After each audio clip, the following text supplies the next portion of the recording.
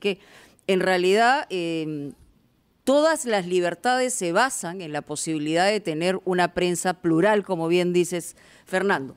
Vamos a darle la bienvenida a Alfredo Torres, presidente ejecutivo de Ipsos, para conversar sobre algunas entrelíneas, detalles y reflexiones en relación a la última encuesta que ayer publicaron, como lo hemos señalado, por encargo de América TV. Hola Alfredo, ¿cómo está? Muy buenos días. Buenos días, Mónica, a tus órdenes. A ver, primero por lo básico, digamos, lo que queda claro en esta encuesta después de 2 semanas, si hay un comparativo con la encuesta inicial que publicó Ipsos, es que a Pedro Castillo, digamos, no ha bajado, le ha costado subir, ha subido un solo punto, y en el caso de Keiko Fujimori, digamos, no ha subido como su grupo hubiera deseado, pero sí ha tenido un ligero aumento, un ligero incremento. Quiere decir que ambos, algunos que podría estar llegando al techo, como el caso de Castillo, y en el otro lado no la tiene fácil para crecer tampoco, y nos queda claro que esta es una versión de respaldo en Lima, en contrarregiones y viceversa. ¿Cómo se lee en las próximas 5 semanas, en las proyecciones, en las posibilidades de crecimiento? ¿De dónde podría crecer uno y otro en términos, digamos, numéricos?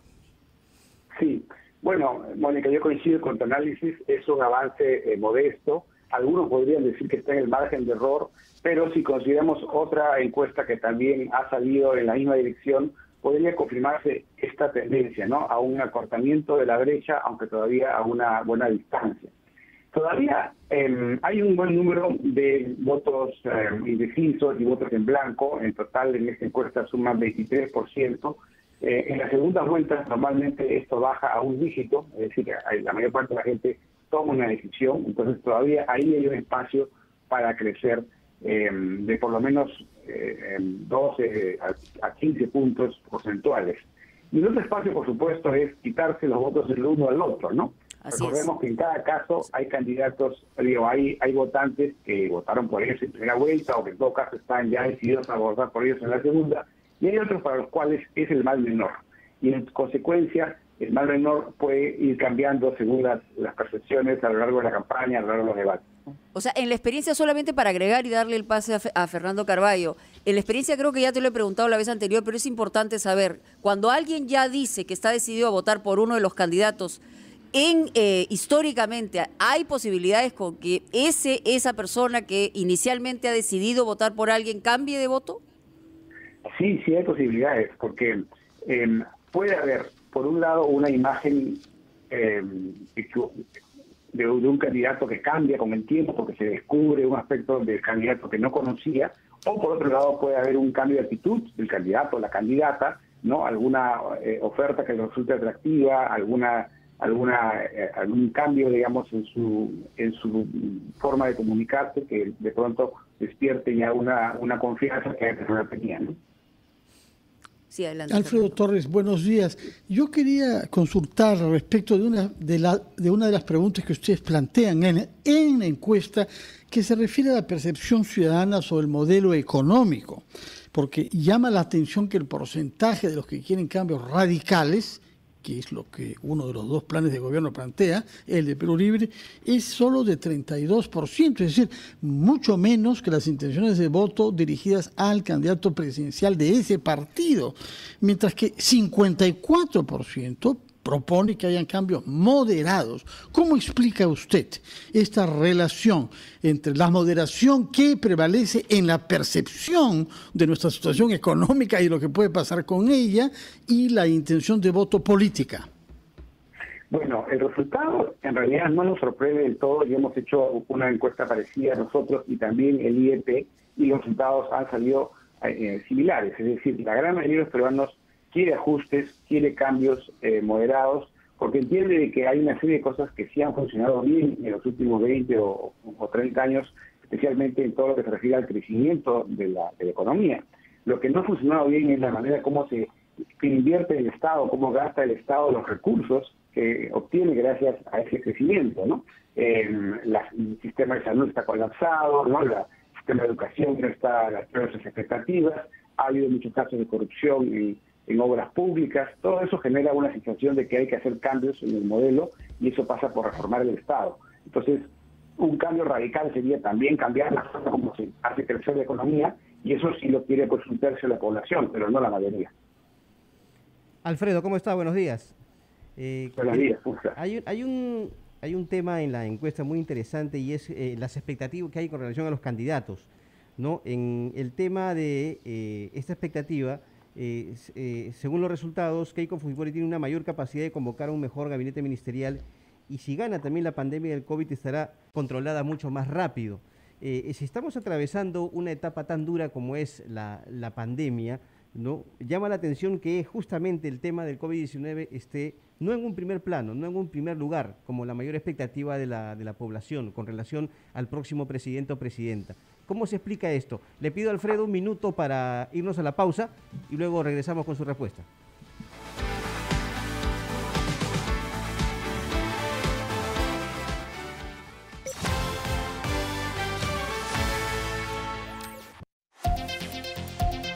Ocho y 15. Manuel, si nuestras empresas dejan de competir, podemos ganar mucho más. De acuerdo, nos podemos repartir territorios o clientes. Claro, y así podríamos subir nuestros precios un 20%. ¿Tenemos un acuerdo? Lo que acabas de escuchar es una concertación y eso es ilegal. Si tienes pruebas de una empresa que participa en un acuerdo como este, denúnciala al Indecopi y podrás acceder a una recompensa de hasta 400.000 soles. Para más información ingresa a www.nolaconcertacion.com. Indecopi. Bicentenario del Perú. Gobierno del Perú. Elaborado en cumplimiento de lo dispuesto por la resolución 035-2017/CLC-Indecopi. RPP, la voz del Perú. ¿Usas prótesis dental? Come, conversa y sonríe con confianza con Corega, el adhesivo para prótesis dental número 1 en el mundo. Encuentra tu Corega en tu farmacia más cercana. Ventas retail GSK Adhesivos Madhum 20. No usar más de una vez por día. Discontinúe su uso si observa alguna reacción alérgica. Para mayor información, ve rotulados RSDM 11132C, DM 11373C. Consultas al 0851 475. En Mall Plaza celebramos a todas las mamás. Por todo un año te regalamos 1,000 soles mensuales. Participa por compras de 30 soles. Regístrate con tu comprobante al WhatsApp 994-698-708 y listo. Son 5 ganadoras. En Mall Plaza, mamá, no hay una sola. En Verisur volvemos a revolucionar el sector con la nueva alarma Cero Visión. Por primera vez, una alarma es capaz de intervenir activamente en el momento de la intrusión para evitar el robo. Si un ladrón intenta robar, la nueva alarma Cero Visión impide la visión del intruso en segundos, porque no se puede robar lo que no se puede ver. Llama al 0800-144-44 o solicítalo online en verisur.pe.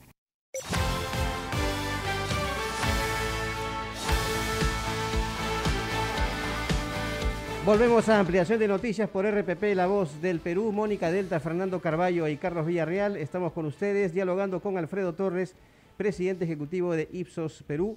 Alfredo le había dejado justamente esta pregunta con respecto a las expectativas de los encuestados con relación a los candidatos. Y el tema de la pandemia está en un segundo lugar. Inclusive hay, diríamos, más expectativa con relación a la capacidad que tendría el presidente o presidenta próximo en convocar un gabinete ministerial mucho más cuajado, obviamente. ¿Qué tanto podemos explicar esto y qué tanto esto puede influir, además, de aquí a las 5 semanas? Me refiero al tema de quién afronta mejor la pandemia. Sí, el tema de la pandemia en realidad sí está en primer lugar. Eso lo hemos medido en una encuesta anterior. En este caso lo que hemos medido son 5 temas que están presentados, digamos, en el gráfico de manera secuencial. No hay un orden de prelación. Lo que sí está claro es que en el tema de la pandemia, como en el tema de formar gabinete, Keiko Fujimori sale con mejores expectativas de parte de la ciudadanía que Pedro Castillo. O sea, la gente cree que ella tendría mejor capacidad de convocar un gabinete técnico, digamos, mientras que Castillo no tanto, y lo mismo ocurre en el tema de la pandemia, que ella tendría mayor capacidad de enfrentarla que Castillo. En eso sí, las diferencias son más marcadas.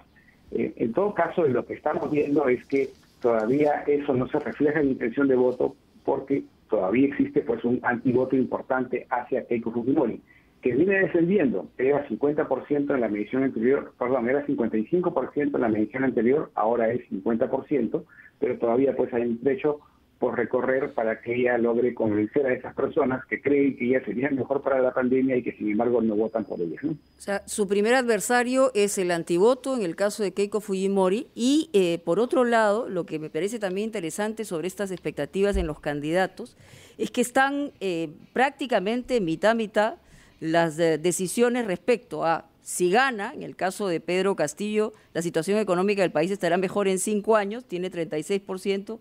En el caso de Keiko Fujimori, 36% Keiko Fujimori, 38% Pedro Castillo. Y en el caso de la economía familiar están exactamente en los mismos números, tienen repartido 35 y 35.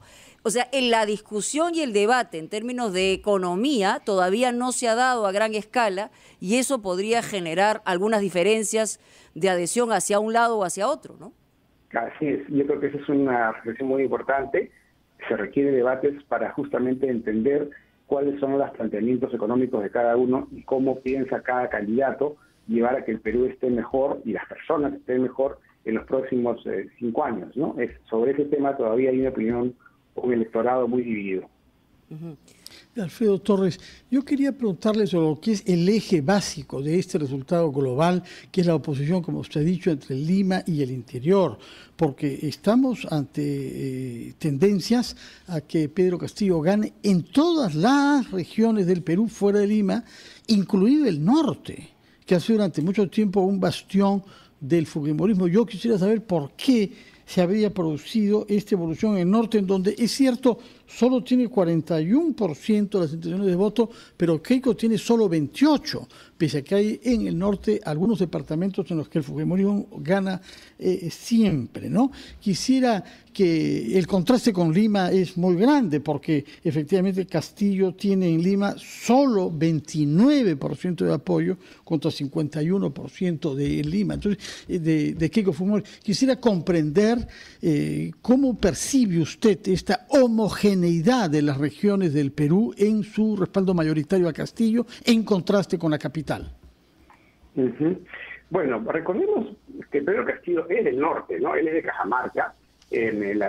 Cajamarca forma parte de la Sierra Norte y también hay una migración importante de Cajamarca en algunas ciudades de la costa norte. Entonces eso quizás está cambiando un poco la actitud política del norte respecto de otras elecciones.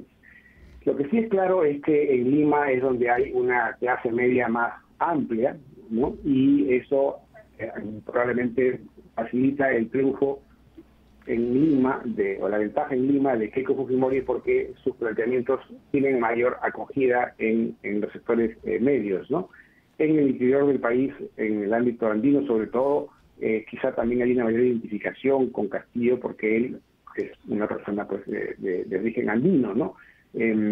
Son situaciones que hemos visto antes. Hay también fuera de la capital un cierto voto anti-establishment, que no necesariamente es un voto de izquierda, sino es un voto en el sentido de que si las cosas no están bien, de alguna manera se responsabiliza a la capital y se vota en contra del el sistema, digamos, que gobierna el país supuestamente desde la capital, ¿no? Ahora lo que hemos visto en estas últimas semanas es un cambio de estrategia de Keiko Fujimori en el debate. Por ejemplo, ella recordó mucho parte del problema que se vive en el país está en la gestión de los gobiernos regionales, ¿no? Como lo mencionó más de una vez en el debate. Entonces, eso puede ir cambiando un poco la actitud de los electores, pero en este momento esta situación, digamos, se mantiene, ¿no? Donde ella tiene una ventaja en Lima y Castillo más en el interior, sobre todo en las zonas andinas. En el oriente sí hay un avance de Keiko Fujimori respecto a la medición anterior, y también en el centro del país, curiosamente, pero poco avanzado en el norte o en el sur. Sí, y en ese sentido los números son bien interesantes porque en el caso de Lima y el interior del país, en los ámbitos, en los porcentajes que aparecen en esta última encuesta, son prácticamente a la inversa, ¿no? Porque en el caso de Pedro Castillo en Lima tiene 29% de intención de voto, y Keiko Fujimori 51%. En el caso del interior tiene el mismo número, Pedro Castillo 51%, y baja un poquito más en el caso de Lima, ¿no? Que tiene 29%. O sea, se cruzan los porcentajes. Y eso hace también que la reflexión o la pregunta vaya, que la gente no percibe los gobiernos regionales como parte del Estado, sino carga la inacción y la eficiencia al Estado centralista, entre comillas, de Lima, ¿no? Sí, es verdad, eso lo hemos medido ya en otras oportunidades. Las personas responsabilizan más al gobierno central, no hay una claridad de cuáles son las funciones de cada órgano, incluso cuando se habla, por ejemplo, pues, de la reconstrucción del norte o cualquier problema del interior, la gente espera más de Lima que de su propio gobierno regional o de su autoridad municipal. Y en una serie de campos, como el de la salud, son los gobiernos regionales pues los que tienen la responsabilidad de los hospitales, la responsabilidad de las obras, ¿no?, que tiene que hacerse para mejorar la capacidad hospitalaria, por ejemplo. Alfredo, ¿cuán decisivo, o mejor dicho, cómo calificaría las estrategias utilizadas en este debate o encuentro que hubo el sábado último en la localidad de Chota, en Cajamarca? ¿Y qué tanto pueden influir en la preferencia electoral? Y además, el hecho de que tanto puede jugar en contra para uno u otro candidato, que no se acepten debates, como parece que ha ocurrido en el caso de los que quiere organizar el Jurado Nacional de Elecciones. Sí. ¿Cómo ve eso el electorado? Bueno, Castillo ha reafirmado, ¿no?, sus planteamientos originales, probablemente cree que es lo que más le conviene en la medida en que va primero, y también de repente por eso quiere evitar los debates, ¿no?, para no arriesgar su posición. Pero la ciudadanía en eso puede ser muy crítica, ¿no? O sea, un candidato que huye del debate, que evita el debate, es mal visto, ¿no? Creo que a Keiko Fujimori le puede haber generado una buena imagen el haber ido a Chota, ¿no?, a la ciudad, digamos, de donde proviene Castillo, a debatir en sus términos, ¿no? Ella llegó, como sabemos, como ella también ha declarado, sin conocer bien los términos del debate, pero aceptó lo que le planteaba. Entonces, como dicen en términos futboleros, él estaba de local y ella estaba de visitante, digamos, con la hinchada a su favor y, en fin, la circunstancia. Pero por el otro lado ya se miden dos cosas, ¿no? Uno, el antes del debate, el lugar, y después lo posterior. En el caso de Ipsos, esta encuesta no mide eso, ¿no? Todavía. No, así es, esta encuesta todavía no mide el post-debate. Habrá que esperar alguna otra encuesta que salga en los próximos días para ver el efecto, pero, digamos, da la sensación de que esta actitud de ir a jugar de visitante puede haber sido bien recibida por la población, y también el hecho de que fue evidente que en los días previos el candidato Castillo prefería no hacer el debate. Y si él persiste en esta actitud de evitar los debates, creo que tampoco lo va a ayudar en términos de la confianza de la ciudadanía en sus capacidades, ¿no? Perdón, Alfredo, una consulta. ¿Es posible determinar cuánto representa en votos los sectores A, B, C y D? Porque, bueno, Castillo gana en el D, en el C también gana, pero por muy poco margen, y en A y B Keiko Fujimori sí tiene un puntaje un poco más alto. Sí, el A es muy pequeño. A nivel nacional es alrededor del 2%. El B ya es un poco más grande, estamos hablando del 12% aproximadamente. El C es un sector importante de la población, es lo que llamamos la clase media o clase media emergente. Eso representa el 32%. En el D ya hay en este momento, en la última edición que se hizo, un 24%, y en el E 30%. La mayor parte del E está en el ámbito rural y en zonas pues muy asentamientos humanos muy recientes en las ciudades, ¿no? La mayor parte de los sectores populares en las ciudades son nivel D. Y en ese sentido solamente señalar que en todo caso lo que estaría en juego básicamente en el caso de la candidata de Fuerza Popular sería el C, que es, digamos, la clase media emergente, que sentiría, y lo voy a decir con claridad, sentiría que podría perder algo en relación a su presente y futuro. En el caso del DE, lamentablemente por la postergación que ha sufrido el país en los sectores más rurales, sienten que tendría que haber un cambio radical para que su situación cambie, y más es el deseo que la realidad en términos concretos, ¿no? Sí, y además también tenemos que recordar que tanto en el C como en el D hay algunos sectores por su actividad económica, digamos, el tipo de actividad que desempeñaban, han sufrido mucho con esta crisis de la pandemia, ¿no? Entonces, es una clase media vulnerable, o son sectores populares pues sin mayor protección, y eso genera pues mucha angustia, mucha frustración y una demanda por el cambio, ¿no? Yo creo que en eso está claro que la población está insatisfecha con la situación y quiere un cambio en la gran mayoría. Muy bien, Alfredo, como siempre, muchas gracias por estar con nosotros aquí en Ampliación de Noticias. Hasta cualquier momento y hasta la próxima encuesta, estamos seguros. Vamos a titulares y regresamos.